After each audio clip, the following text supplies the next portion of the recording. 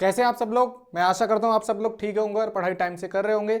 मैं आज आपका एजुकेटर रिंकू शाक्या आ गया हूं आपके सामने इकोनॉमिक्स का एक नया टॉपिक लेकर। हमने लास्ट वीडियो में कवर किया था आपका कलेक्शन ऑफ डाटा, जिसके अंदर हमने दो पार्ट में आपको कॉन्सेप्चुअल थिंग समझाई थी। आज हम उसी चैप्टर की प्रिपरेशन वीडियो बनाएंगे, जिसके अंदर आपके बहुत जो स्मॉल टॉपिक जो कॉन्सेप्चुअली क्लियर नहीं होंगे उन क्वेश्चंस को आज हम इन एमसीक्यू वीडियो के अंदर कवर करेंगे। तो इन क्वेश्चंस को बहुत ही ध्यान से देखना, और अगर आपको कोई भी कंफ्यूजन होती है इन क्वेश्चन में तो आप क्या करें कि पहले आपकी जो कॉन्सेप्चुअल वीडियो है उसको देखें, कॉन्सेप्ट को क्लियर करें, फिर दोबारा से प्रिपरेशन वीडियो पे आएँ और अपने डाउट क्लियर करें। अगर फिर भी आपके डाउट अगर क्लियर नहीं हो पाते हैं तो आप क्या करें, हमारी जो वेबसाइट है www.muft.shiksha, आप उस पर जाइए। उसमें एक कॉलम प्रोवाइड है आपके लिए, आस्क माई क्वेश्चन कॉलम। उसके अंदर आप क्या करें, आपके जो भी डाउट हैं वहाँ पर पूछ सकते हैं, किसी भी लैंग्वेज में पूछ सकते हैं। हमारे जो एक्सपर्ट हैं आपकी पूरी मदद करेंगे, या फिर जो स्टूडेंट्स हमारे चैनल और वेबसाइट के थ्रू स्टडी कर रहे हैं वो भी आपके क्वेश्चन के रिप्लाई देंगे। अब क्वेश्चन के रिप्लाई देने में या क्वेश्चन को पूछने में क्या बेनिफिट है, आप उसके रिटर्न में रिवॉर्ड अर्न कर सकते हैं। तो ज़्यादा से ज़्यादा पढ़िए और ज़्यादा ज़्यादा पॉइंट या और रिवॉर्ड को अर्न करिए। तो चलिए स्टार्ट करते हैं आज का हमारा chapter collection of data MCQ video.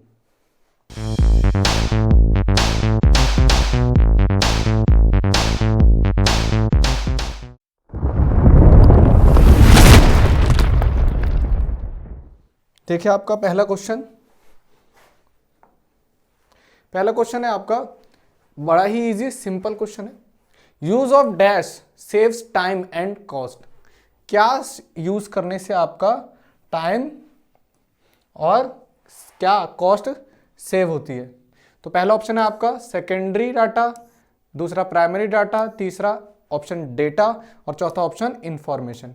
इसमें से कोई एक करेक्ट ऑप्शन आपको फिल करना है। जैसे कि हम आपको हर क्वेश्चन के रिप्लाई देने के लिए 25 सेकंड देते हैं, तो इस बार भी आपको पूरे 25 सेकंड देंगे। लीजिए टाइमर लगा देते हैं, ये लीजिए।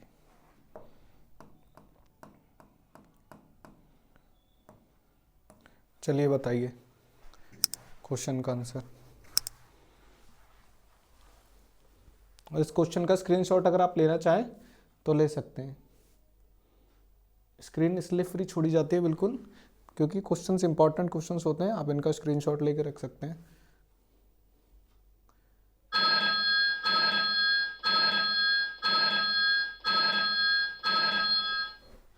तो चलिए इसका राइट आंसर देखते हैं। इसका राइट आंसर है आपका use of dash saves time and cost. तो टाइम और कॉस्ट को कौन सा डेटा सेव करता है? आपका सेकेंडरी डेटा। सेकेंडरी डाटा अगर आप लेते हैं, क्योंकि ऑलरेडी कलेक्टेड डेटा होता है तो आपको कलेक्ट नहीं करना पड़ता, टाइम भी बचता है, और कलेक्ट करने में जो आपको लेबर लगानी पड़ेगी, खर्चा करना पड़ेगा, वो भी बचता है, क्योंकि ऑलरेडी कलेक्टेड डेटा होता है। तो ऑप्शन ए होगा आपका राइट आंसर। ठीक है, चलिए नेक्स्ट क्वेश्चन देखते हैं। नेक्स्ट क्वेश्चन है आपका dash is the method of gathering information from individuals. बोला कि हम इंफॉर्मेशन कलेक्ट कर रहे हैं एक इंडिविजुअल से। किससे? एक इंडिविजुअल से। तो उस मेथड को क्या बोलेंगे? पहला बोल रहा है कलेक्शन बोलेंगे, दूसरा ऑप्शन सर्वे, तीसरा ऑप्शन एनालाइज, चौथा ऑप्शन इंस्पेक्शन। तो अब आपको बताना है इसमें से कौन सा करेक्ट ऑप्शन है। आपको देते हैं टाइमर, यहीं लगा देते हैं टाइमर। ये लीजिए, बताइए, रिप्लाई दीजिए।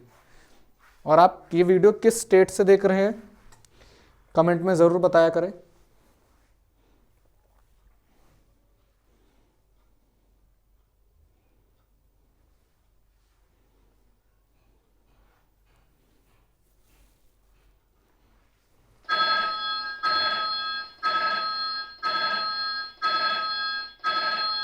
देखो इसका करेक्ट आंसर है dash is the method of gathering information. Information gathering करने का मेथड क्या है? देखो कलेक्शन कोई मेथड थोड़ी होता है, ये तो एक प्रोसेस होता है। एनालाइज भी डाटा कलेक्ट करने के लिए नहीं, ये तो डाटा कलेक्ट हो जाता है, फिर उसको उसके अंदर फ्लेक्सिबल चेंज करने के लिए एनालाइज किया जाता है। और इंस्पेक्शन जो काम हो गया उसको चेकिंग करने के लिए किया जाता है। तो सर्वे होता है जो वो किया जाता है किस लिए?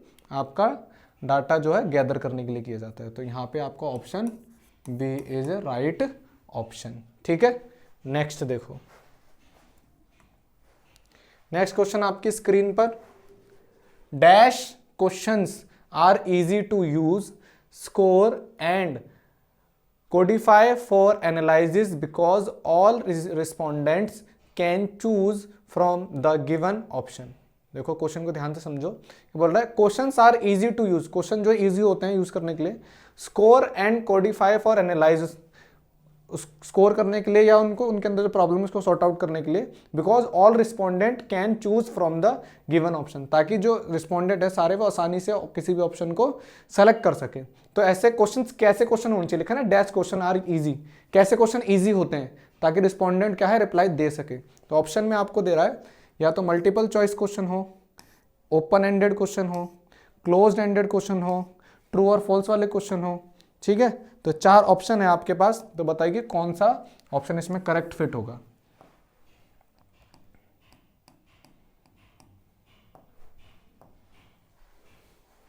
देखिए दीजिए आंसर।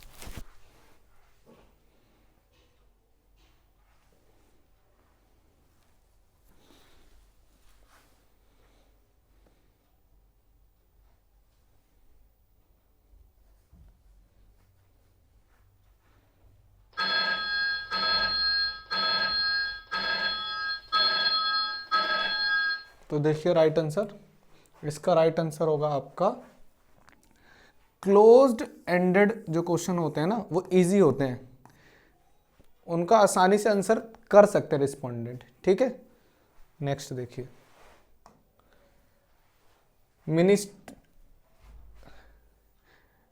मिनी इंटरप्रिटेशन एंड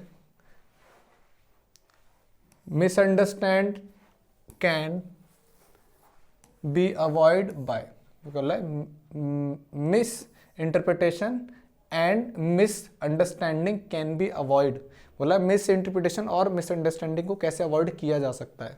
पहला पर्सनल इंटरेक्शन के साथ, दूसरा मेलिंग के साथ, तीसरा टेलीफोन के साथ, या फिर चौथा क्वेश्चनरी से। तो ये 4 मेथड है, बताओ कि इसमें से कौन से मेथड से आप मिस इंटरप्रिटेशन एंड और मिसअंडरस्टैंडिंग को सॉल्व कर सकते हैं। लीजिए टाइमर, ऑप्शन बताइए करेक्ट कौन सा ऑप्शन होगा।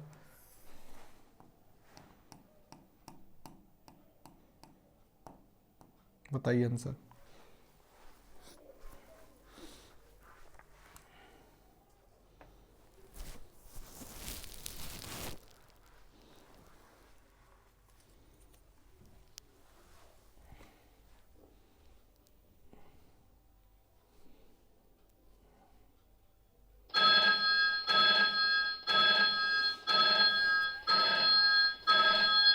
देखिए राइट आंसर, देखिए एक एक करके ऑप्शन चलते हैं, लास्ट ऑप्शन था क्वेश्चनरी। अब तो क्वेश्चनरी में क्या होता है, आप क्वेश्चनरी देते हो और जो आपका रिस्पोंडेंट होता है उसे फिल करके भेज देता है, तो इसमें कई मिसअंडरस्टैंडिंग और मिस इंटरप्रिटेशन होने के पूरे चांस हैं। टेलीफोन, अब टेलीफोन पे आप क्वेश्चन पूछोगे तो आप उसके एक्सप्रेशन नहीं देख पाओगे, तो कई चीज़ें गलत समझी जा सकती हैं। मेलिंग में आपने क्वेश्चन का क्या सेंस था, वो सेंस रिस्पोंडेंट ने समझा नहीं समझा, तो वो अगर दूसरे तरीके से अगर रिप्लाई देता है तो प्रॉब्लम क्रिएट हो सकती है। चौथा पर्सनल इंटरेक्शन में क्या होगा कि आप उस पर्सन के बिल्कुल सामने होंगे, आप जो भी क्वेश्चन पूछेंगे अगर वो उसका गलत सेंस ले रहा है तो आपको पता लग जाएगा उसके एक्सप्रेशन के थ्रू या उसके रिप्लाई के थ्रू, आप उसको तभी करेक्ट कर लेंगे। तो मैं यानी कि आपका जो ऑप्शन है पर्सनल इंटरेक्शन, ये ऑप्शन करेक्ट है किसके लिए, avoiding misinterpretation and misunderstanding. ठीक है, नेक्स्ट क्वेश्चन देखो। क्वेश्चन है once the question is ready it is advisable to conduct a try out with a small group which is known as, बोला कि अगर एक बार आपकी क्वेश्चंस रेडी हो जाए तो उसको एक बार ट्रायल पे भेज दें ताकि चेक कर लें उसमें सब कुछ ठीक है या नहीं। तो इसको क्या बोलते हैं, इस मेथड को, ये जो मेथड है ये क्या कहलाता है जिसमें हम ट्राई करके देखते हैं। पायलट सर्वे कहलाता है, टेस्टिंग कहलाता है, सर्वे कहलाता है, या फिर ऑब्जर्वेशन कहलाता है। तो बताओ इसमें से कौन सा ऑप्शन सही है। ये लीजिए टाइमर,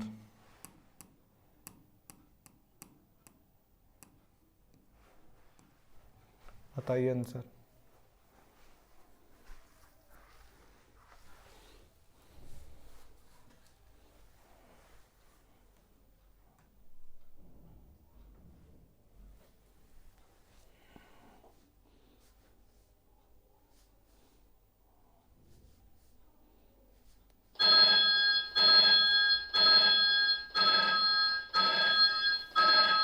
देखिए इसका करेक्ट आंसर है आपका पायलट सर्वे। में बताया था मैंने, पायलट सर्वे में क्या होता है कि आप एक क्वेश्चन प्रिपेयर कर लेते हैं, फिर आप एक स्मॉल ग्रुप में ही, जो कि शायद आपके खुद के एक्सपर्ट हो, उनके बीच में भेजते हैं, उनसे रिस्पॉन्स लेते हैं, ताकि आपको पता लग जाए कि इसमें अगर कोई चेंजेस करने हैं तो पहले ही कर लें, डायरेक्टली पब्लिक से हम इस क्वेश्चन को ना पूछें, क्योंकि अगर डायरेक्टली पब्लिक से पूछा कुछ इश्यूज आए तो प्रॉब्लम क्रिएट हो सकती है। तो पहले एक स्मॉल ग्रुप से एक ट्रायल ले लेंगे, उस ट्रायल को ही, जो ट्रायल का प्रोसेस होता है उसे बोला जाता है आपका पायलट सर्वे। ठीक है, नेक्स्ट देखो,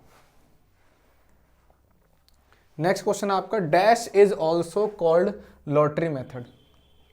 लॉटरी मेथड का दूसरा नाम पूछा जा रहा है यहाँ पे, बताओ क्या होगा। पहला बोला जा रहा है रैंडम सैम्पलिंग, दूसरा नॉन रैंडम सैम्पलिंग, तीसरा पॉपुलेशन, चौथा सैम्पलिंग। बताओ इसमें से कौन सा ऑप्शन सही है।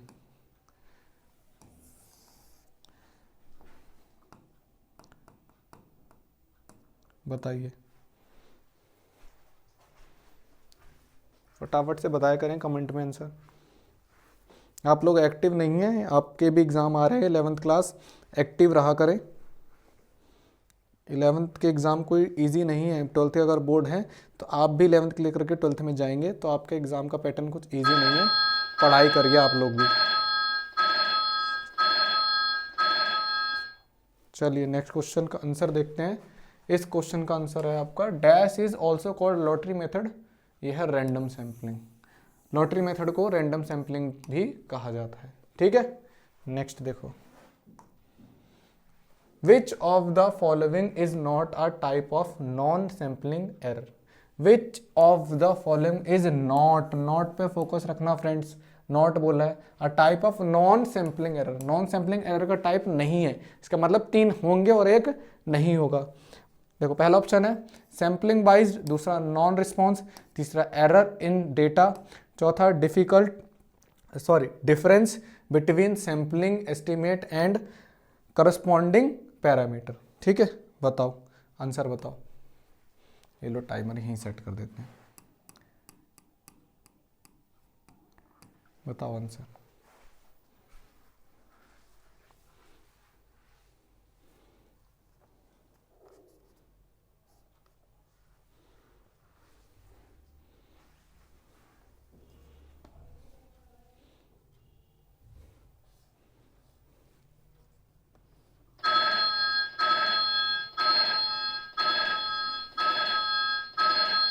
देखो इसका करेक्ट आंसर है आपका option D, difference between sampling estimate and corresponding parameter.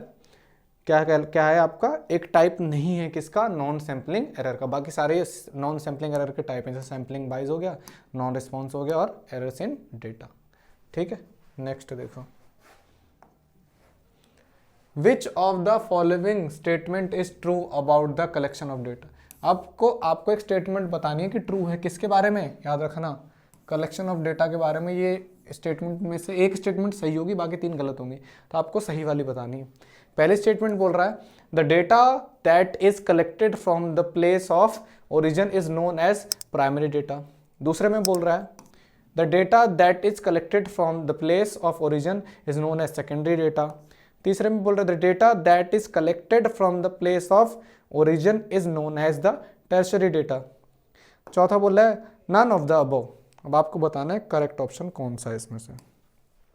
चलिए टाइमर को यहाँ सेट करते हैं, लीजिए बताइए आंसर।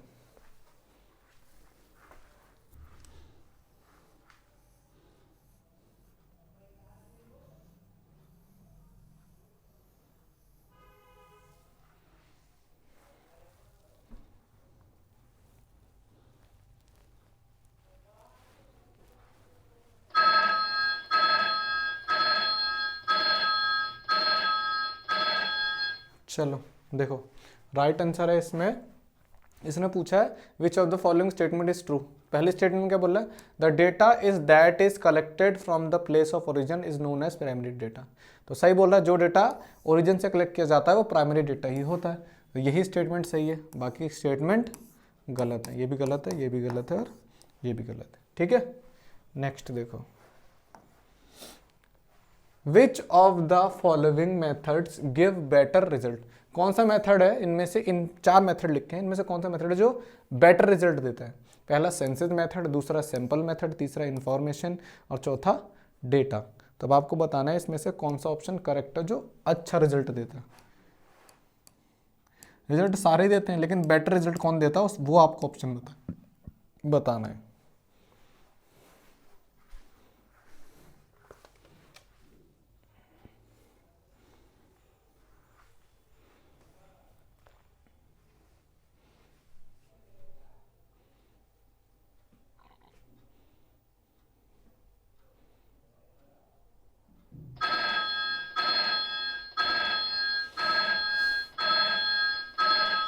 देखो करेक्ट आंसर देखते हैं इसका। देखो पहली बात इसने मेथड बोला है ना, तो इसमें से ये तो मेथड नहीं है कोई, ना ही ये मेथड है दो। अब लेकिन इनमें से कौन बेटर रिजल्ट देता है? सैंपल में क्या होता है, हम बहुत सारे लोगों में से कुछ चुनिंदा लोगों को सेलेक्ट कर लेते हैं, लेकिन सेंसस में क्या होता है, जितने ही लोग हैं उसमें से हर एक एलिमेंट को सेलेक्ट किया जाता है, हर एक एलिमेंट से इंफॉर्मेशन ली जाती है, यानी हर एक यूनिट से।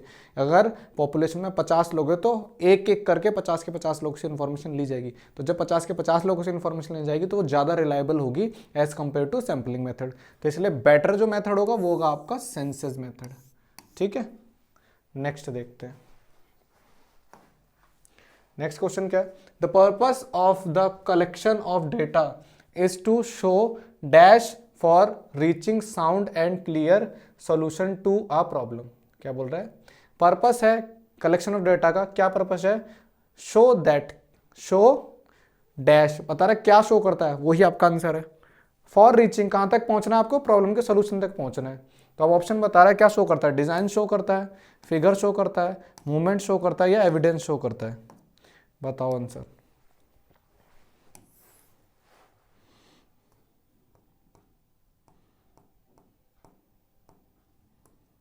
बताइए आंसर।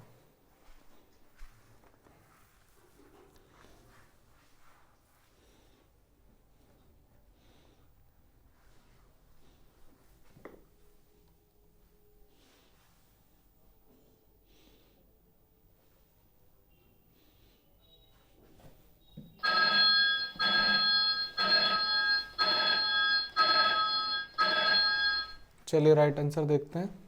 राइट आंसर है आपका एविडेंस, क्योंकि किसी भी प्रॉब्लम को सॉल्व करने के एविडेंस की जरूरत पड़ती है ना। तो आपका करेक्ट ऑप्शन होगा ऑप्शन डी। ठीक है, नेक्स्ट देखते हैं। Dash is a tool which helps in understanding problem by proving information. बोला कि कौन सा टूल है जो यूज किया जाता है किस में? अंडरस्टैंडिंग ऑफ प्रॉब्लम, ठीक है, बाय प्रूविंग इंफॉर्मेशन। तो पहला बोल रहा है एक्सेल, दूसरा डॉक्यूमेंट, तीसरा डेटा, चौथा एक्सपेरिमेंट। बताओ करेक्ट ऑप्शन।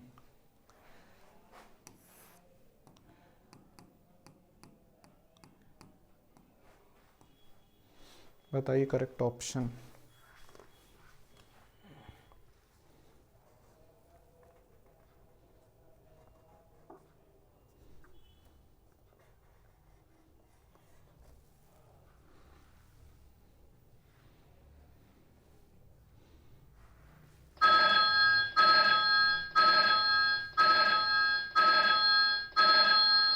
देखो इसका करेक्ट आंसर है आपका टूल। देखो एक्सेल कोई टूल नहीं है, ना डॉक्यूमेंट कोई टूल है, ठीक है। डेटा इसका करेक्ट ऑप्शन है। क्या भाई, डेटा से ही तो आप क्या करते हो, आपको हेल्प मिलती है कि आप उस प्रॉब्लम को समझो और इंफॉर्मेशन निकाल पाओ, है ना। चलो नेक्स्ट देखते हैं। Database on first hand information is called. जो फर्स्ट हैंड इंफॉर्मेशन निकाला जाती है उसको क्या बोला जाता है? Primary data, secondary data, A is false और बी इज फॉल्स। देखो ये बोल रहा है, सी बोल रहा है कि जो ए है वो ऑप्शन गलत है, और बी बोल रहा है, डी बोल रहा है कि ऑप्शन बी जो है वो गलत है। ऐसे भी हो सकता है ऑप्शन भी गलत होंगे तो आपको दे देगा।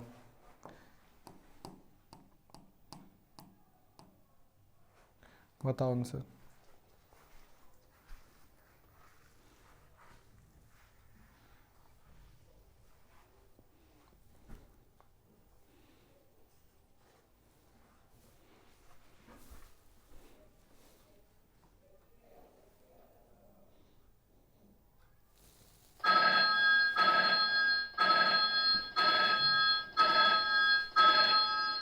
देखो करेक्ट आंसर, इसका करेक्ट आंसर है जो फर्स्ट हैंड डेटा होता है वो होता है आपका primary data. First hand data का मतलब है उसके ओरिजिन से ही कलेक्ट किया जा रहा है, ठीक है। नेक्स्ट देखो, dash is the method of gathering information from individual. ये क्वेश्चन क्या है आपका, रिपीट हो गया ना। ये पूछा जा रहा है कि dash is the method of gathering information from individual, individual से इंफॉर्मेशन कलेक्ट करने का मेथड क्या है, इसमें डेटा है, सर्वे है, एनालाइज है या इन्फॉर्मेशन है, ठीक है। तो इस क्वेश्चन के लिए आपको ज़्यादा टाइम नहीं देंगे, कम टाइम देंगे, फटाफट से आंसर दो। लो 20 सेकंड देंगे इसके लिए, बताओ फटाफट से आंसर।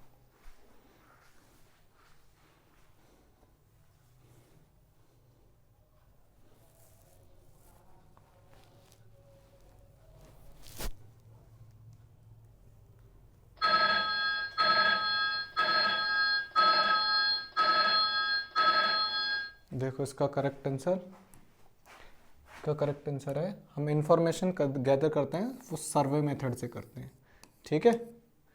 देखो next question, the most common type of instrument used in survey is. Survey में जो मोस्ट कॉमन इंस्ट्रूमेंट यूज किया जाता है वो क्या होता है, क्वेश्चनरी, दूसरा बोल रहा है इंटरव्यू शेड्यूल, तीसरा बोथ ए एंड बी यानी कि क्वेश्चनरी भी और इंटरव्यू शेड्यूल भी, और चौथे में बोल रहा है कि इनमें से तीनों ऑप्शन है जो ऊपर उनमें से कोई नहीं। बताओ आंसर।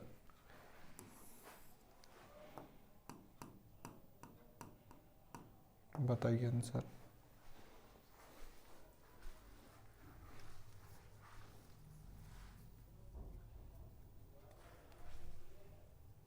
फटाफट से आंसर दीजिए।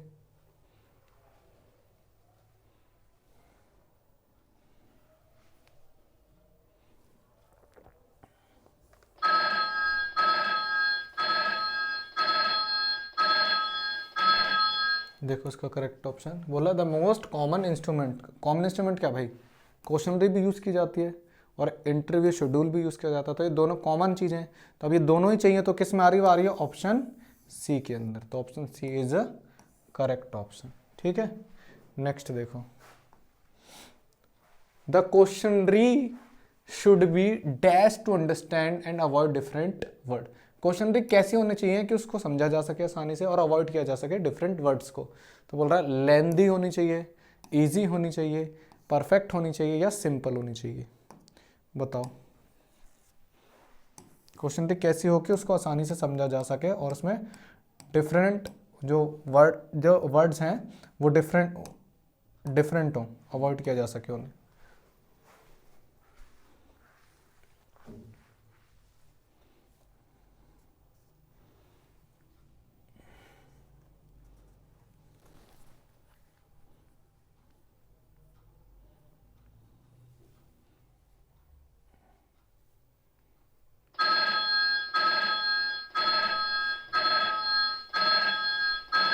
देखिए इसका right answer, the questionnaire should be easy. Questionnaire easy होनी चाहिए ताकि हम अंडरस्टैंड कर सकें आसानी से और अवॉइड कर सकें डिफरेंट वर्ड्स को। इजी होगी तो डिफरेंट वर्ड होंगे ही नहीं ज़्यादा, है ना। नेक्स्ट क्वेश्चन देखो, basic way of collecting data are. Basic way क्या है डाटा कलेक्टिंग का, पहला बोल रहा है पर्सनल इंटरव्यू, दूसरा मेलिंग सर्वे, तीसरा टेलीफोन सर्वे और चौथा ऑल ऑफ द अबव। बताओ करेक्ट ऑप्शन। आपको अगर इसमें कुछ समझ में नहीं आ रहा है वर्ड तो आप क्या करें, हमारी जो कॉन्सेप्चुअल वीडियो है जिसके अंदर हमने कॉन्सेप्ट समझाए हुए हैं, आप उन वीडियो को देखें पहले, फिर आपको ये वर्ड्स भी समझ में आने लगेंगे। क्योंकि प्रिपरेशन वीडियो के अंदर इतना टाइम नहीं होता है कि कॉन्सेप्ट को भी क्लियर किया जाए, क्योंकि क्वेश्चन भी काफ़ी सारे होते हैं। तो आप उस कॉन्सेप्ट को क्लियर करने के लिए आप कॉन्सेप्चुअल वीडियो जो बनाई जाती है प्रिपरेशन वीडियो से पहले उसको ज़रूर देखें।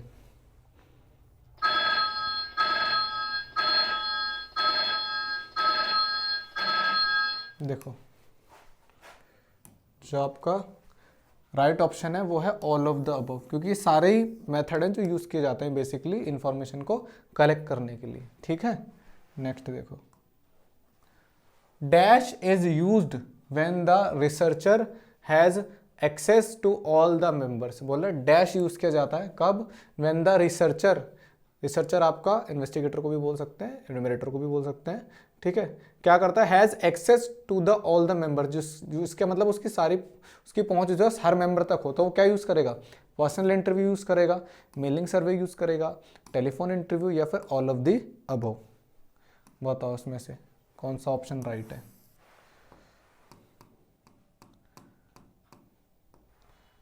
दीजिए आंसर।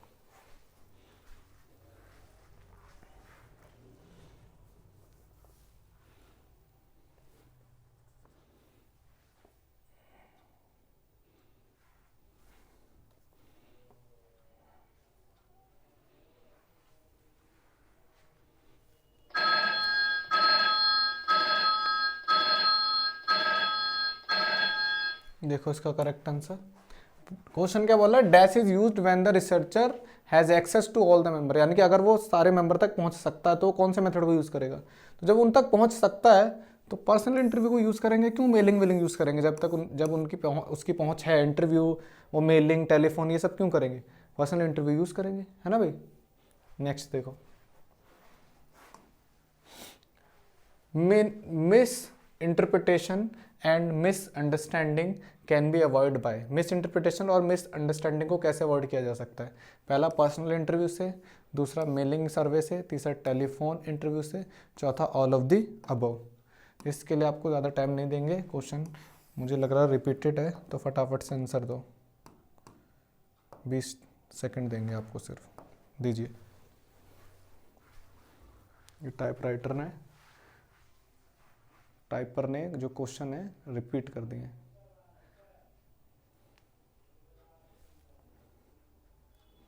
कोई नहीं, माफ करते हैं टाइपर को।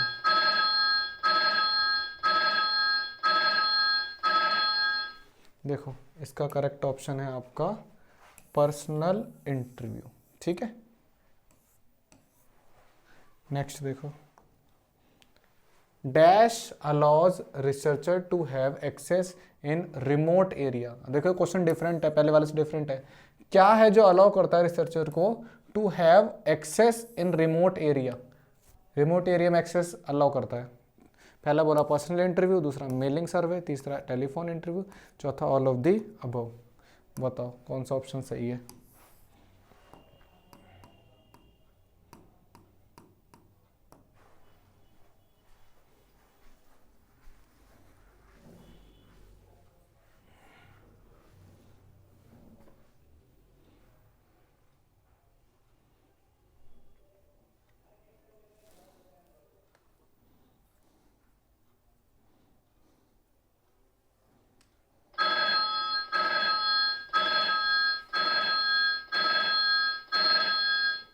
देखो इसका करेक्ट ऑप्शन पूछा कि जो रिमोट एरिया में एक्सेस करता हो, रिमोट एरिया से आपको यह मीनिंग निकलता है कि यहाँ पे आपके एरिया बहुत ज़्यादा बड़ा हो, ठीक है, और टेक्नोलॉजी भी अवेलेबल हो, तो ऐसी जगह पे आपको कौन सा मेथड यूज़ करा जाएगा, मेलिंग सर्वे, ठीक है, क्योंकि एक ही बार में आप काफ़ी सारे मेल कर सकते हो।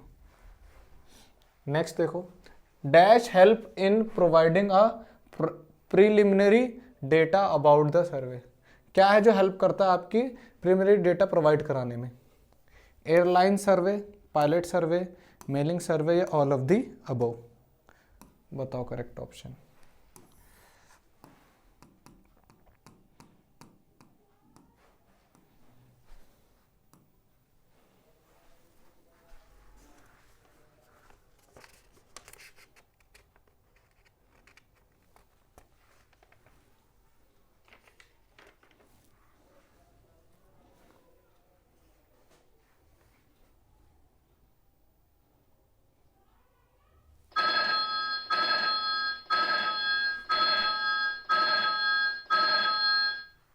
देखो क्वेश्चन क्या था, dash help in providing preliminary. Preliminary क्या होता है, प्रीलिमिनरी मतलब जो मेन काम होता है उससे पहले जो किया जाता है, यानी कि इसे प्री टेस्ट बोल सकते हैं एक तरीके से, pre test, pre testing. Preliminary मतलब प्री टेस्टिंग। तो प्री टेस्टिंग किस में की जाती है बताओ, एयरलाइन सर्वे में, पायलट सर्वे में, मेलिंग सर्वे, या ऑल ओवर। तो अभी ही पीछे हमने पढ़ा था प्री टेस्टिंग जो होती है आपकी पायलट सर्वे होती है ना।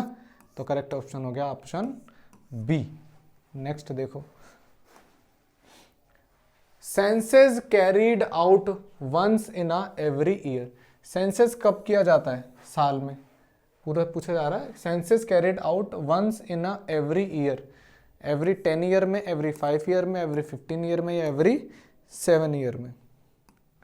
सेंसस आपको पता है ना, वो जनगणना जो होती है वो हर कितने साल में होती है, ये आपको बताना है। ये क्वेश्चन तो सबको पता होना चाहिए, not about only economic student, हर किसी को पता होनी चाहिए।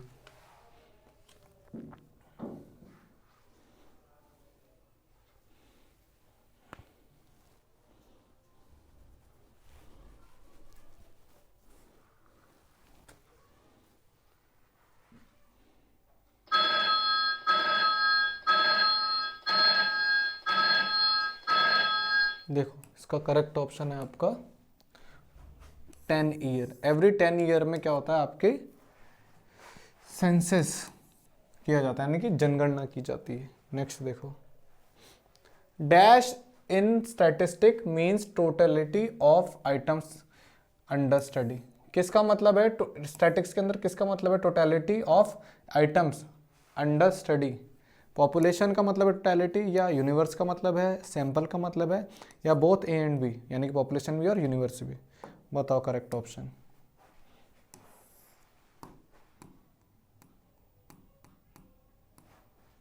बताइए करेक्ट ऑप्शन।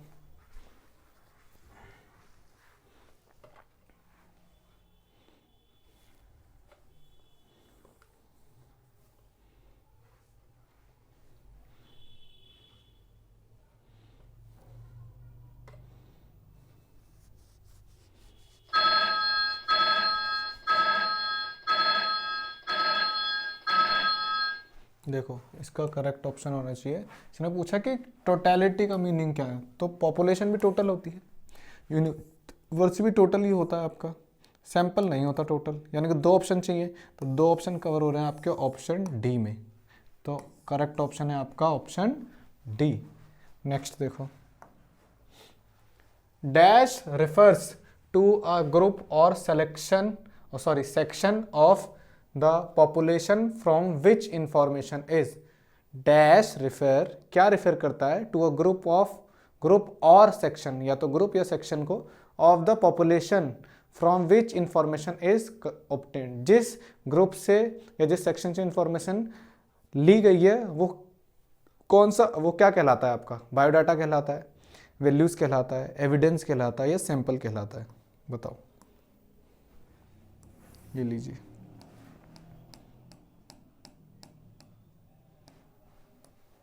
दीजिए आंसर।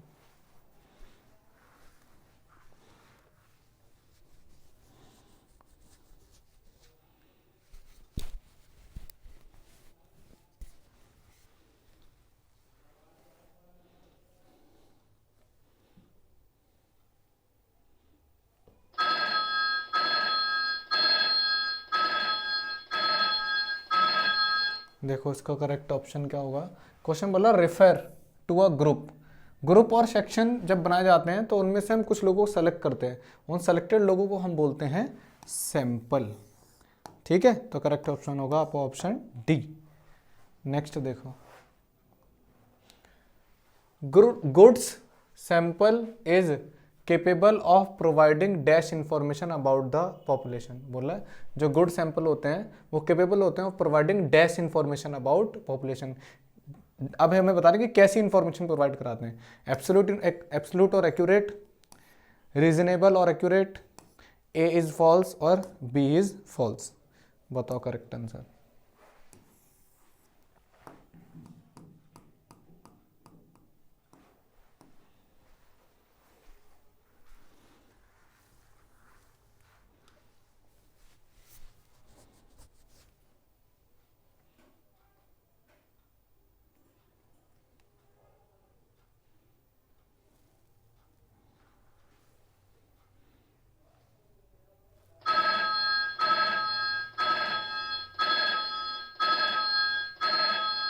देखो करेक्ट आंसर, देखो इसका करेक्ट आंसर है आपका good sample is capable to providing reasonable and accurate information.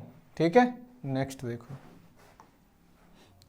Dash all units of population don't have equal chance of being selected. Equal chance नहीं है population में सबको सेलेक्ट होने के, तो ये क्या होगा? रैंडम यूनिट होगी, लॉटरी मेथड होगा, चॉइस होगी, या नन ऑफ द अबव। बताओ कौन सा ऑप्शन सही है?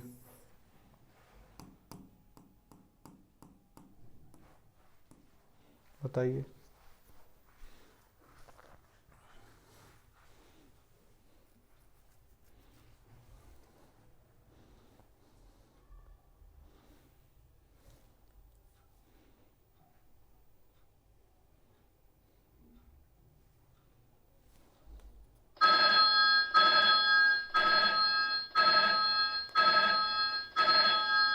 देखो इसका करेक्ट ऑप्शन, जब इक्वल चांस नहीं होते तो कौन सा हुआ वहां पे? इसका मतलब वो नॉन रैंडम हुआ।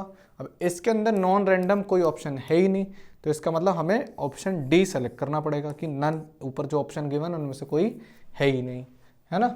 नेक्स्ट देखो, it is possible to reduce the magnitude of sampling error by taking a dash sample.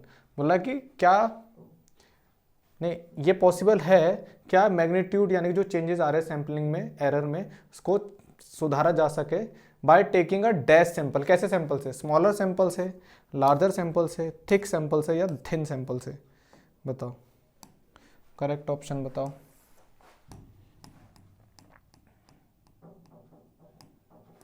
बताइए करेक्ट ऑप्शन।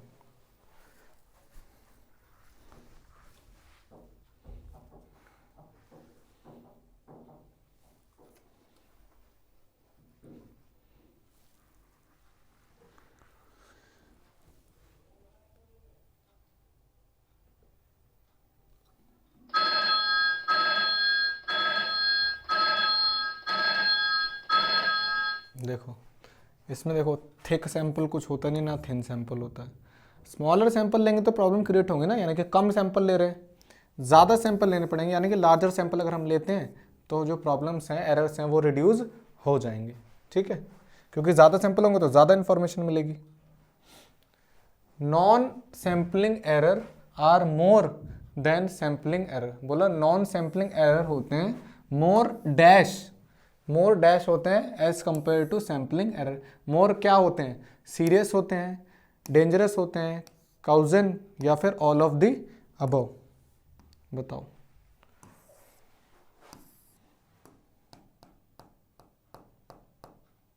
बताओ correct answer.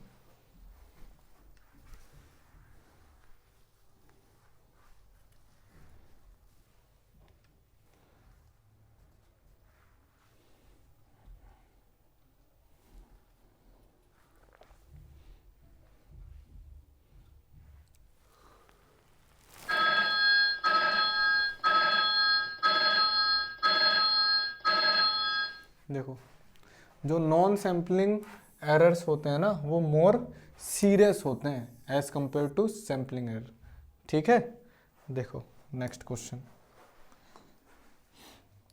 The raw data consist of observation on. जो रॉ डेटा है वो consist करता है observation on dash, constant, information पे, variables पे, या फिर पॉपुलेशन पे। कैसे ऑब्जर्व, किस पे ऑब्जर्व करता है? बताओ।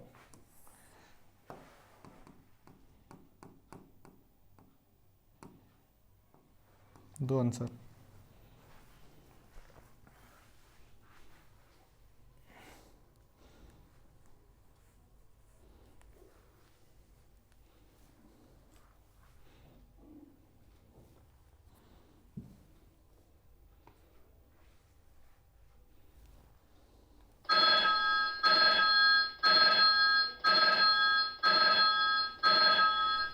देखो इसका करेक्ट ऑप्शन है आपका, the raw data consist of observation on variables. Variables होते हैं क्योंकि उनमें चेंजेस आते रहते हैं, रॉ डेटा को चेंज किया जा सकता है, और वेरिएबल का भी सेंस क्या होता है? चेंज की सेंस में होता है। ठीक है, नेक्स्ट देखो, which of the following statement is true about the lottery method. तो इनमें से एक स्टेटमेंट सही होगी लॉटरी मेथड के बारे में। पहली स्टेटमेंट क्या है? The lottery method is also known as random sampling. दूसरा method, the lottery method is also known as population sampling. तीसरा, the lottery method is also known as non random sampling. और चौथा and last, the lottery method is also known as sampling. तो बताओ correct option क्या है इसमें से।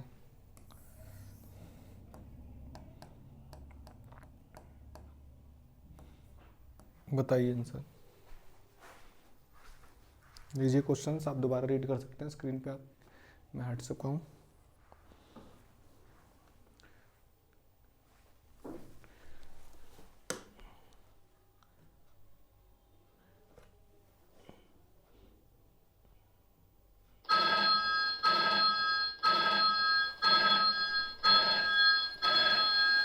देखो करेक्ट ऑप्शन है आपका option A, the lottery method is also known as random sampling method. ठीक है, नेक्स्ट देखो, which one is the true example of primary data. इनमें से कौन जो प्राइमरी डेटा का ट्रू एग्जाम्पल है फ्रॉम द फॉलोइंग ऑप्शन। पहला जर्नल, दूसरा बुक, तीसरा सेंसस रिपोर्ट और चौथा न्यूज़पेपर। कैसा देख लो किसके बारे में, प्राइमरी डेटा के बारे में। नेक्स्ट बताओ आंसर आप। याद रखना प्राइमरी डेटा के बारे में बताना है। प्राइमरी डेटा क्या होता है, जो ओरिजिन से कलेक्ट किया जाता है, फर्स्ट हैंड डेटा होता है। हिंट दे दिया, अब आप आंसर बताओ।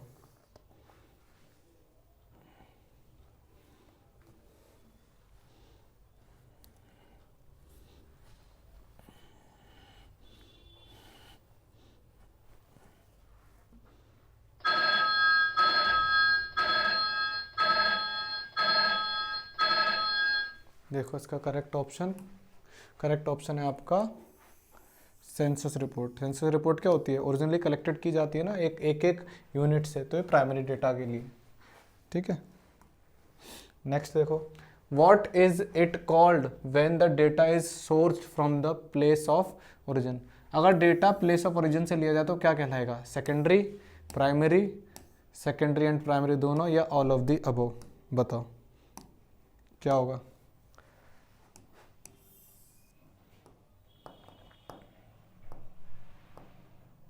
बताओ करेक्ट ऑप्शन।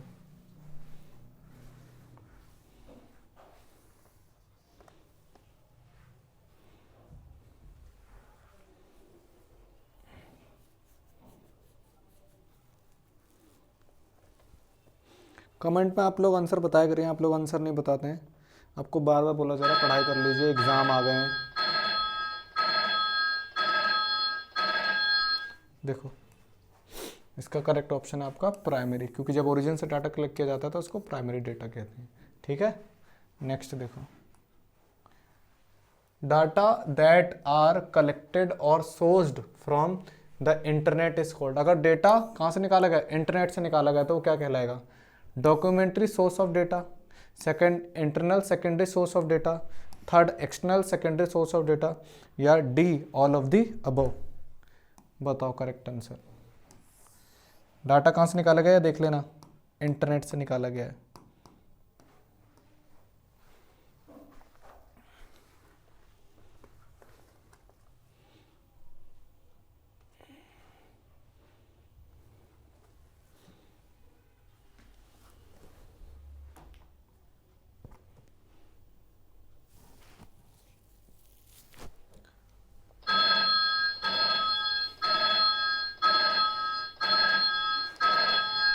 देखो करेक्ट ऑप्शन, इंटरनेट से निकाला जा रहा है, यानी कि बाहर का सोर्स है तो एक्सटर्नल सोर्स, लेकिन ऑलरेडी डाटा है पहले से कलेक्टेड तो वो सेकेंडरी कहलाएगा, तो ये बन गया external secondary source of data. ठीक है, नेक्स्ट देखो, which statement is not true और इनकरेक्ट। नॉट ट्रू बोलो या इनकरेक्ट बोलो एक ही बात है, फ्रॉम द फॉलोइंग, इनमें से कौन सी स्टेटमेंट सही नहीं है। पहला बोल रहा है स्टेटमेंट में, the identity is known of the respondent in the case of the questionnaire, the scheduling method is expensive and complicated in comparison to the questionnaire method. Third option, the informants और respondents generally fill up the schedule, और option D all of the above. बताओ कौन सा option सही है इसमें से, option कौन सा सही है, लेकिन स्टेटमेंट कौन सी गलत है। क्वेश्चन है कि स्टेटमेंट कौन सी गलत है और आंसर देना है आपको कि ऑप्शन कौन सा सही है। बताइए।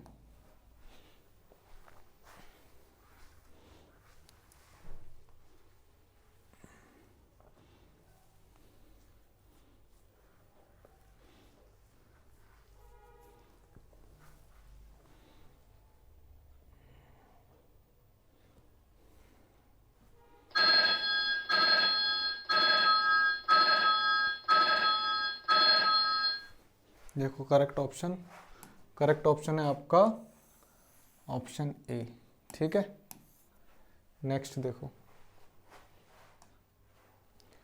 विच of the following statement are true about the data in research. Data, अगर डेटा के बारे में इनमें से कौन सी स्टेटमेंट सही है। पहला, इन research the data can be quantitative. In research data can be quantitative, sorry ये था क्वालिटेटिव और ये है क्वांटिटेटिव। उसके बाद थर्ड में, in research the data can be both qualitative and quantitative. और last option D, in research the data can be quantitative but never qualitative. तो बताओ इनमें से कौन सा ऑप्शन सही है। टिक टिक आंटी को हम यहाँ ले आते हैं, इनको यहाँ सेट करते हैं।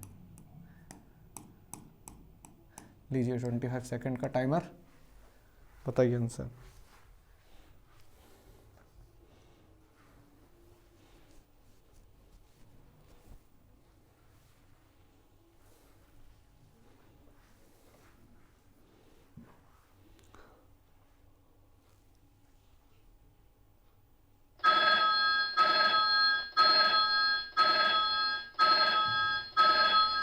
देखो राइट आंसर, जब भी डेटा कलेक्ट किया जाता है तो डेटा आपका क्वालिटेटिव भी हो सकता है और क्वांटिटेटिव भी हो सकता है। तो ऑप्शन सी होगा आपका करेक्ट ऑप्शन। ठीक है, नेक्स्ट देखो, which of the following is not true about the collection of data. इनमें से कौन सी स्टेटमेंट सही नहीं है। आप इनमें से 3 सही है, एक सही नहीं है। पहला, in observation method the researcher usually collects data through observation. Option B, in direct personal interview the investigator meets informants directly and collect information. Option D, in indirect interview the investigator collect data from informants directly. Option D, in structured interview pre-planned set of questions are asked in standard form. ठीक है, तो बताओ इनमें से कौन सी information सही नहीं है। इनमें 4 ऑप्शन में से एक ऑप्शन सही नहीं है, लिखा ना नॉट। बताओ किसके बारे में नॉट, वो भी कलेक्शन ऑफ डेटा के बारे में। इनमें से एक स्टेटमेंट गलत है, बताओ कौन सी स्टेटमेंट जो है वो गलत है। जल्दी बताओ 25 सेकंड के अंदर अंदर।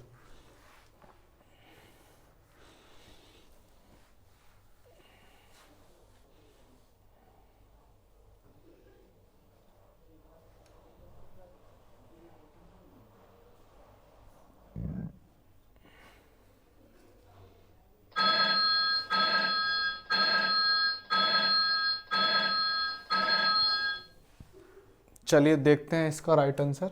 इसका राइट आंसर आपका विच of the following is not true. तो ये जो ऑप्शन सी था ना, in indirect interview the investigator collect data from informant directly. जब इनडायरेक्ट है तो डाटा कैसे करेक्ट डायरेक्टली कलेक्ट कर लेगा। तो स्टेटमेंट क्या है, इनकरेक्ट है। अनऑर्गेनाइज्ड डेटा इज कॉल्ड, जो अनऑर्गेनाइज्ड डेटा होता है उसे क्या कहा जाता है। रॉ डेटा, इंफॉर्मेशन, फैक्ट या फिर फिगर्स। बताओ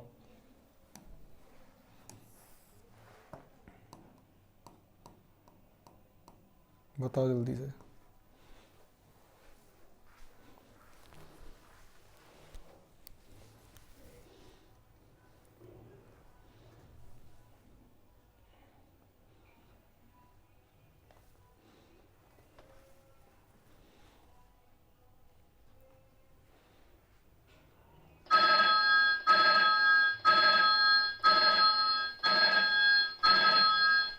देखो इसका करेक्ट ऑप्शन है आपका raw data.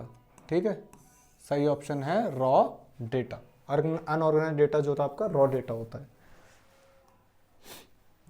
Data obtained by conducting a survey is called. अगर सर्वे करके डेटा कलेक्ट किया गया तो क्या कहलाएगा? Primary data, secondary data, both A and B, या फिर नन ऑफ दी अबव। बताओ ऑप्शन करेक्ट। इसको यहाँ सेट कर लेते हैं, आसान क्वेश्चन है, जवाब दो जल्दी। अगर सर्वे से डेटा कलेक्ट किया गया है तो वो क्या कहलाएगा? Primary data, secondary data, both A and B, या फिर none of the above.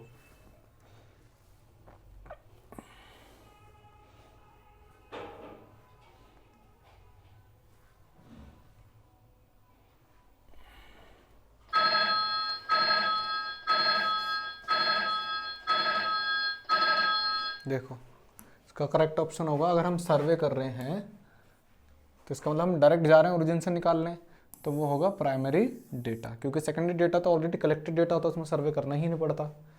Next देखो, which of the following is an example of secondary data.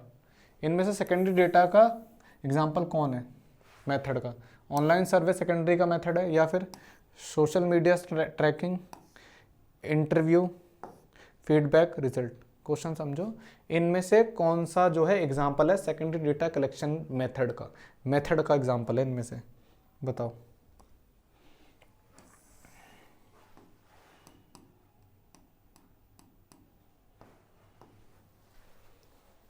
Answer दो।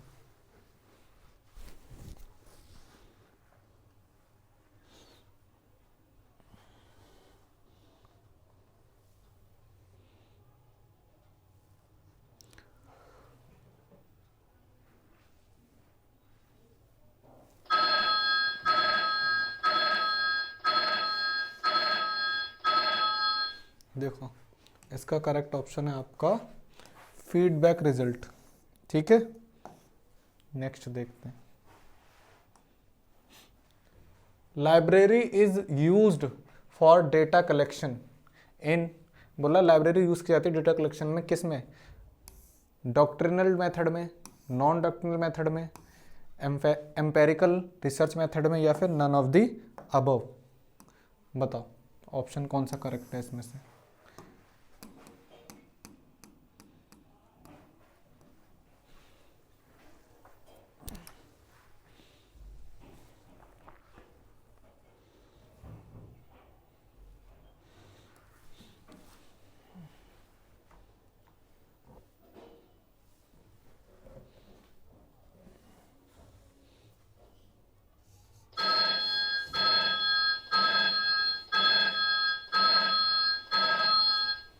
देखो इसका करेक्ट आंसर है आपका library is use for data collection in doctrinal method. ठीक है, नेक्स्ट देखो, which of the following is the main point of difference between primary data and secondary. Main point क्या है इन दोनों डेटा में डिफरेंस करने का? पहला ऑप्शन बोल रहा है the collection of secondary data is costlier and more than consuming when compared to primary data। Second option में बोल रहा है the secondary data is always original where is the primary data is not. Option C the primary data is much more reliable than secondary data because it is collected directly from respondent. और option D बोल रहा है none of the above. तो आपको बताना है इसमें से कौन सा ऑप्शन सही है। इधर आ जाओ आप टिक टिक आंटी जी, बताइए आंसर।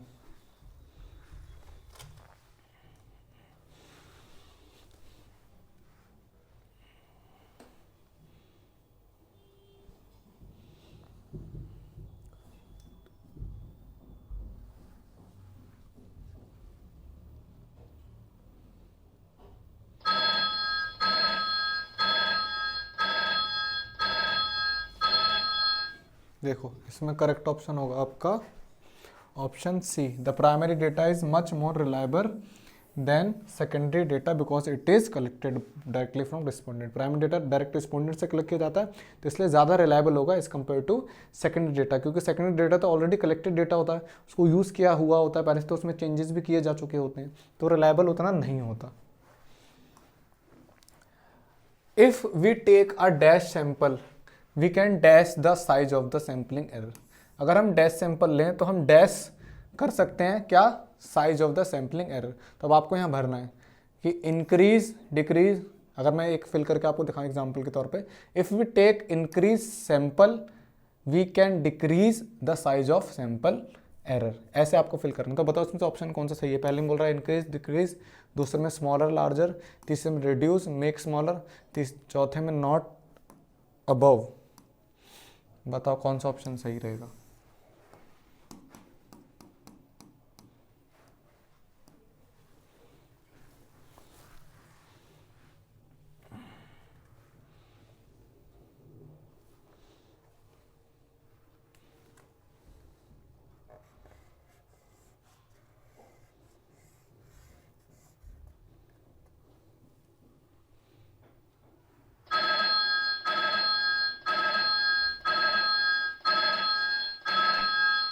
देखो करेक्ट ऑप्शन होगा इसमें, if we take smaller sample we can larger the size of sampling error. अगर हम कम सैंपल लेंगे तो जो एरर है वो ज़्यादा हो जाएगा। ठीक है, नेक्स्ट देखो,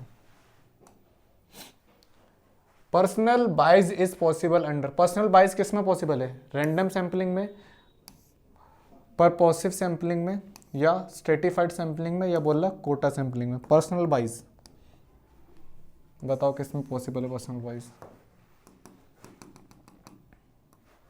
बताओ फटाफट से।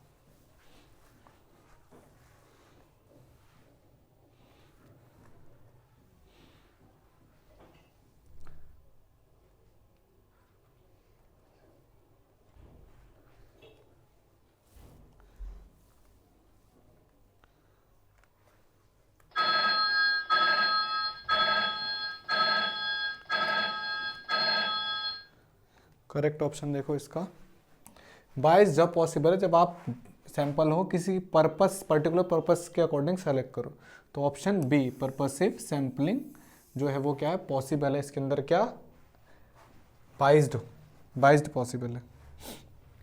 Census method is suitable for that investigation in which. Census method suitable होता है इनमें से किस में, the size of population large, जब पॉपुलेशन का साइज क्या हो, लार्ज हो। High degree of accuracy is not required, there are widely diverse items, intensive examination of diverse item is not required. बताओ कौन सा ऑप्शन सही है।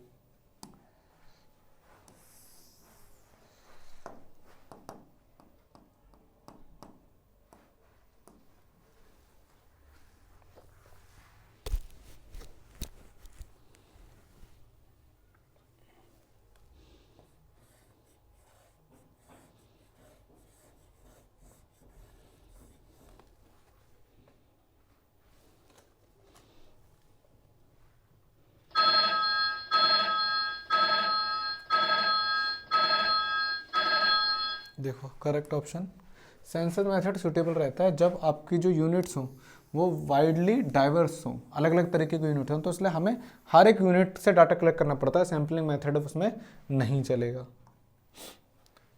Which of the following factor are considered when comparison between sampling and census method. कौन से factor हैं जो consider किए जाते हैं जब हम कंपैरिजन करते हैं सैम्पलिंग मेथड में और सेंसस मेथड में। पहला बोल रहे हैं एरिया ऑफ सर्वे, दूसरा एक्यूरेसी ऑफ डेटा, तीसरा कॉस्ट ऑफ कलेक्शन, चौथा ऑल ऑफ दीज। बताओ कौन सा ऑप्शन सही रहेगा।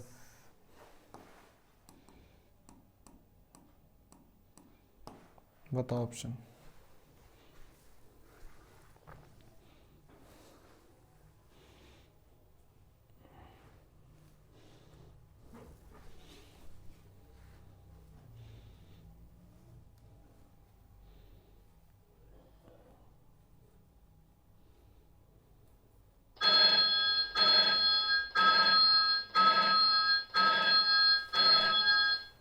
देखो इसका करेक्ट ऑप्शन है आपका, देखो जब हम कंपैरिजन करते हैं तो एरिया ऑफ सर्वे तो देखते ही हैं, एक्यूरेसी भी देखनी पड़ेगी भाई कितना डाटा चाहिए, और कॉस्ट को तो आप इग्नोर कर ही नहीं सकते। यानी कि आपको तीनों ऑप्शन चाहिए जो कवर होंगे ऑप्शन डी में, ऑल ऑफ दीज। ठीक है, नेक्स्ट देखो, reliability of sampling data depend on. Reliability किस पे डिपेंड होती है सैम्पलिंग डेटा की, साइज ऑफ सैंपल पे, मेथड ऑफ सैम्पलिंग पे, ट्रेनिंग ऑफ इन्यूमरेटर्स या फिर ऑल ऑफ दीज। बताओ कौन सा ऑप्शन सही है। देखो ऐसा मत करना कभी भी क्वेश्चन अगर आए कि अगर ऑल ऑफ दीज आ रहा नीचे ऑप्शन तो ऑल ऑफ दीज को सिलेक्ट करो बार बार, ऐसा हमेशा नहीं होता है। कभी कभी होता है, हमेशा नहीं होता, तो ये गलती ना करें। कई बार क्या होता है वीडियो डाल दी जाती है यूट्यूब पे कि how to select right answer, मतलब तुक्के मारना सिखाते हैं। आप पढ़ के जाओ कॉन्सेप्ट को और अच्छे से आंसर दे के आओ, ठीक है, तुक्के मत मारो। नेक्स्ट बताओ आंसर।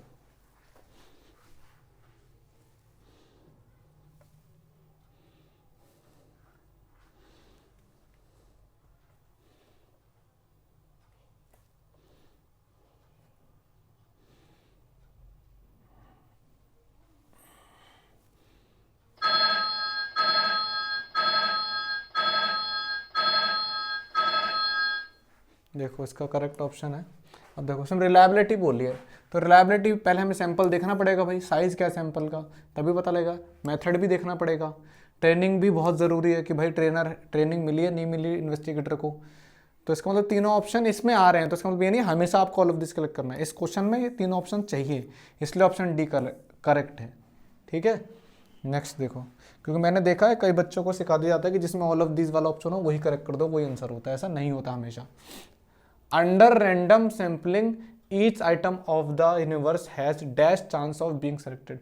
अगर हम रैंडम सैम्पलिंग यूज कर रहे हैं तो पॉपुलेशन के या यूनिवर्स के हर आइटम को डैश चांस मिलेंगे सेलेक्ट होने के। कैसे चांस होंगे? इक्वल चांस होंगे, अनइक्वल चांस, जीरो चांस या नन ऑफ दीज। बताओ correct option.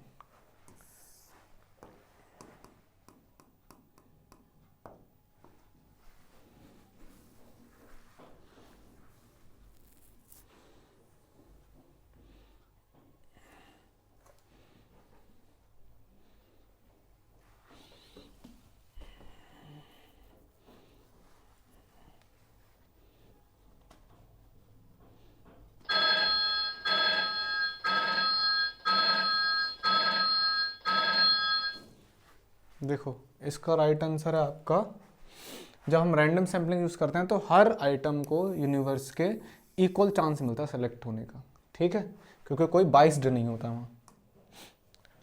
Which of the following method is under for which of the following method is used for the estimation of population in country. Population की country की जो population है उसको estimate करने के लिए किस मेथड को यूज़ किया जाता है ये बताओ। सेंसस मेथड को, सैम्पलिंग मेथड को, बोथ ए एंड बी, या फिर नन ऑफ दीज। पॉपुलेशन के लिए बताना है, ध्यान से आंसर देना।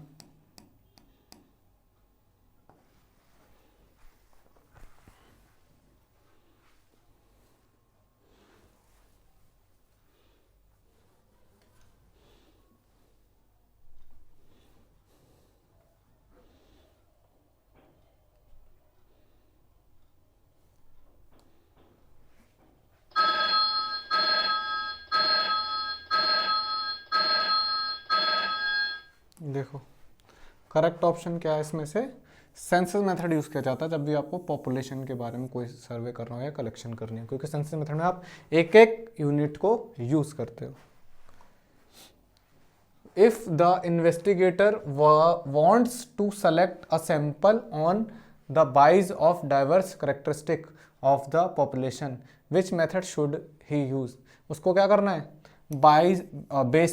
उसको बेसिस ऑफ डाइवर्स करेक्टरिस्टिक के बेसिस पे अगर सैंपल सेलेक्ट करना है तो कौन सा मेथड यूज करेगा? Convenience sampling method, quota sampling method, stratified sampling method, या बोथ ए एंड सी। बताओ कौन सा ऑप्शन करेक्ट है। उसे यूज करना सैम्पलिंग मेथड ही है, लेकिन किस बेस पे करेगा ये बताओ, क्योंकि जो आपकी पॉपुलेशन है वो डाइवर्सिटी है उसमें बहुत।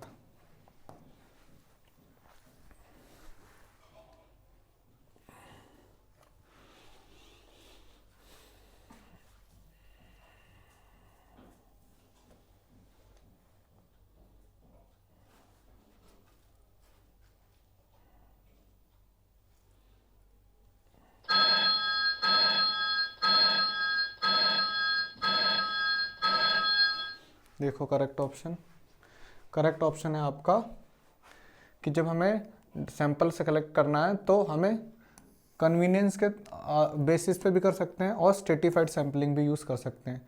तो इसमें आपका ऑप्शन डी आएगा। और सॉरी, नहीं, कन्वीनियंस ले सकते हैं क्योंकि देखो मेथड क्या है, सैम्पलिंग। कन्वीनियंस में क्या हो जाएगा आपका, बाइज्ड हो जाएगा, बाइज्ड करना ही नहीं है। तो कोटा सैम्पलिंग मेथड यूज़ कर सकते हैं आप, या फिर स्ट्रेटिफाइड सैम्पलिंग मेथड। तो ऑप्शन डी आपका करेक्ट ऑप्शन हो जाएगा। ठीक है, नेक्स्ट देखो, for drawing lottery dash sampling is use. Lottery draw करने के लिए कौन सा मेथड यूज किया जाएगा, random sampling, purposive sampling, certified sampling, या फिर कोटा सैम्पलिंग। बताओ करेक्ट आंसर। आ जाओ टिक टिक आंटी,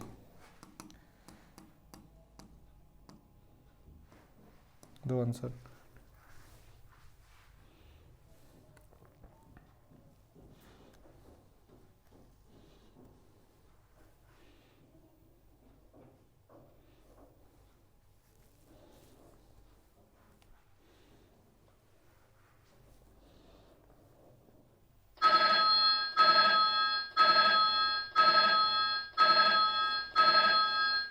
देखो इसका करेक्ट आंसर है for drawing lottery random sampling use करेंगे हम। क्या यूज करेंगे, रैंडम सैम्पलिंग। ठीक है, तो ऑप्शन ए इज करेक्ट। अब लास्ट क्वेश्चन देखते हैं, what kind of data are contained in the census of population and national income estimates for the government. किस तरीके का डेटा कलेक्ट किया जाता है जब हम क्या करते हैं, सेंसस ऑफ पॉपुलेशन या नेशनल इनकम को एस्टिमेट करते हैं। तो डेटा कैसा होता है, primary data, secondary data, internal data, या फिर नन ऑफ दीज। बताओ कौन सा ऑप्शन सही है।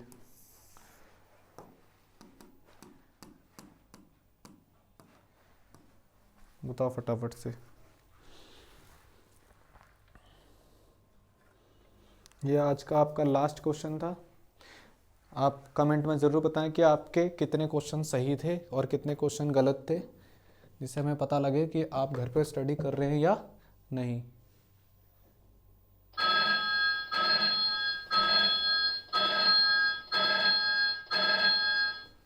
देखो इसका करेक्ट ऑप्शन अगर देखें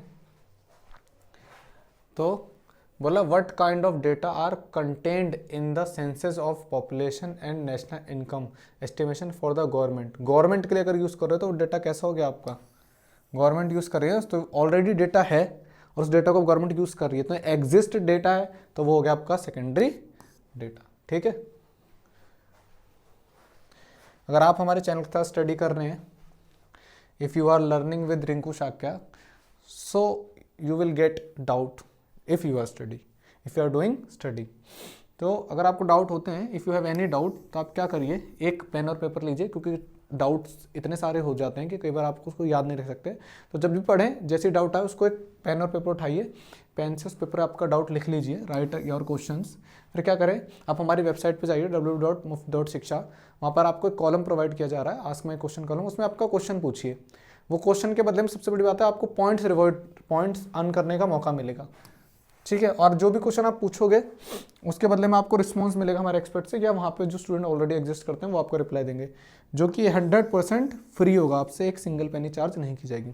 और हम ट्राई कर रहे हैं कि हम आपको सिर्फ आपके सब्जेक्टिव और स्कूलिंग सब्जेक्ट ही ना कराएं, बाकी और सब्जेक्ट भी कराएं। 100+ सब्जेक्ट कराने की मुहिम है हमारी, ताकि आप स्किल्स भी सीखें और एकेडमिक में भी आगे बढ़ते जाएं। और ना कि सिर्फ आप हम आपको सिखाएंगे, साथ ही साथ आपके साथ आपकी एग्ज़ाम की प्रिपरेशन भी करवाएंगे। तो चैनल पर बने रहिए, आपकी एग्ज़ाम की तैयारी पूरी करवाई जाएगी। और अगर आप हमसे हमारे किसी भी अदर सोशल मीडिया प्लेटफॉर्म पर जुड़ना चाहते हैं तो हम अवेलेबल हैं फेसबुक पे, ट्विटर पे, इंस्टाग्राम पे, यूट्यूब पे, टेलीग्राम पे, लिंक्डइन पे, और हाँ, हम अब व्हाट्सएप चैनल पर भी अवेलेबल हैं। ठीक है, तो आप हमारे डोमेन नेम muftdot.shika मुफ्त शिक्षा सर्च कर आप हमारे किसी भी अदर सोशल मीडिया प्लेटफॉर्म पे हमसे कनेक्ट हो सकते हैं। A big thank you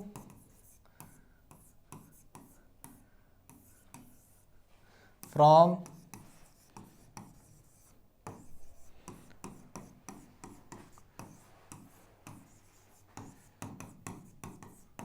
big thank you for watching my video. मैं आपका एजुकेटर रिंकू शाक्या आपके साथ यूं ही बना रहूँगा। तब तक के लिए टिल देन टेक केयर। हंसते रहिए, मुस्कुराते रहिए और अपने आसपास खुशियाँ फैलाते रहिए।